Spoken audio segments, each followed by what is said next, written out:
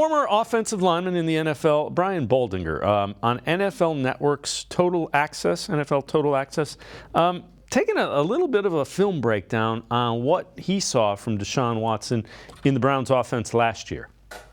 If you watch Amari Cooper right here on this third down, he's going to run just this corner route right here, and you're going to see the timing that him and Amari have. That's what you want with your number one receiver.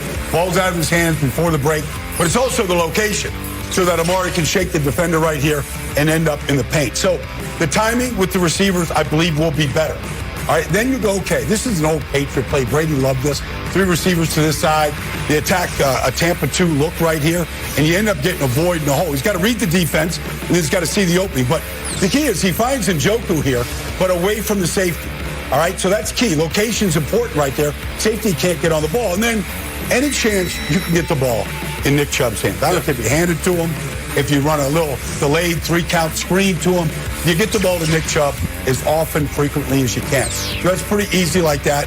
Just get behind why some of his offensive line were really good. And then ultimately, you got to put Deshaun Watson as a factor in the run game, whether it's options, whether it's a pistol. You don't have to do it a lot, but you have to do it to keep the defense honest because he's good at it. Whether it's a designed run or whether it's a scramble, you got to put the ball in his hands. So I think those are some basics because they've got talent. They've got talent on offense. They're going to score a lot more points than they did during his 6-game stretch last year. With that, let's welcome in Ashley Bastock, a Browns beat reporter for the Plain Dealer, cleveland.com.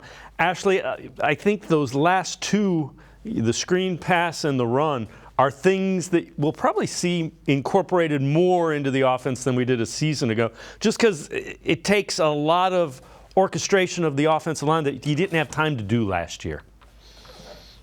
Yeah, I'm really curious to see, especially because obviously we know with Deshaun Watson last year and then bringing in Jacoby Brissett, we always say they were, similar skill sets, but Jacoby Brissett is the first to admit, he's no Deshaun Watson, right? But, it's on a very base level, they're somewhat similar. But you were kind of hindered because you can't totally change the offense for the final 6 games last season. And Deshaun was rusty as it is. So I think especially the design quarterback run game, how often they're in pistol, these are all things I'm really curious about too.